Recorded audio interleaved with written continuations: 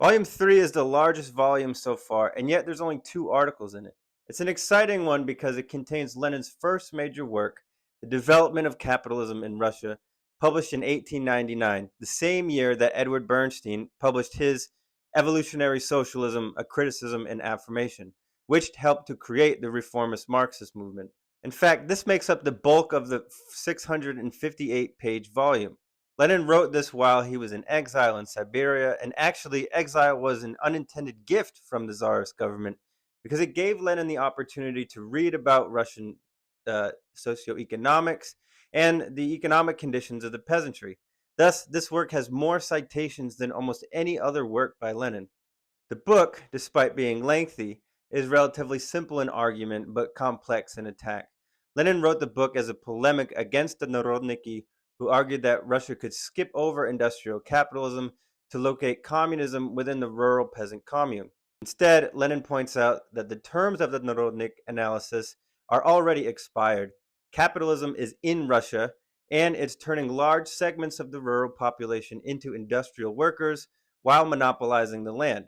The increase in industries in Russia led to both an increased demand for workers and an increased demand for agricultural goods in the cities. Thus, because peasants move to the cities to earn a wage, the growth of the industrial population is occurring at the expense of the agricultural population. This rural drain was also destroying small producers and allowing certain rural capitalists to absorb more land and take over.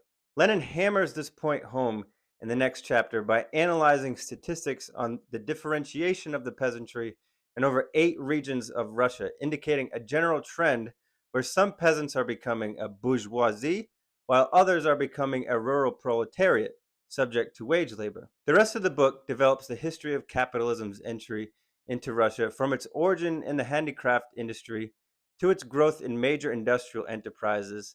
At the end, Lenin outlines 3 stages of the development of capitalism in Russian industry. One, small commodity production, where the good remains in the hands of the producer and relies on peasant technique. Two, the second stage, capitalist manufacture, which introduces the division of labor and changes the peasant technique. And finally, three, the factory, which throws manual skill overboard and renders the peasant technique obsolete. Finally, he says that the growth of industries is bound up with the development of the home market in key commodity industries like leather, toys, baskets, etc. And it is increasing the urban population rapidly. The only other article in this volume is entitled Uncritical Criticism, and it's a response to a critique of this book.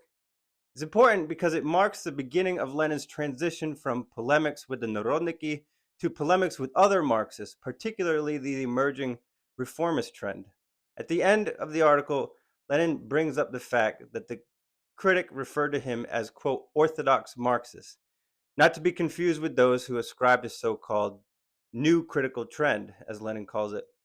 Lenin does not really get into polemics with them yet here, but he does recognize that the two camps want to take Marxism in different directions, foreshadowing the debates he'll have later on with so-called economists who ascribe to Edward Bernstein's reformist views. Thanks for listening. Until next time.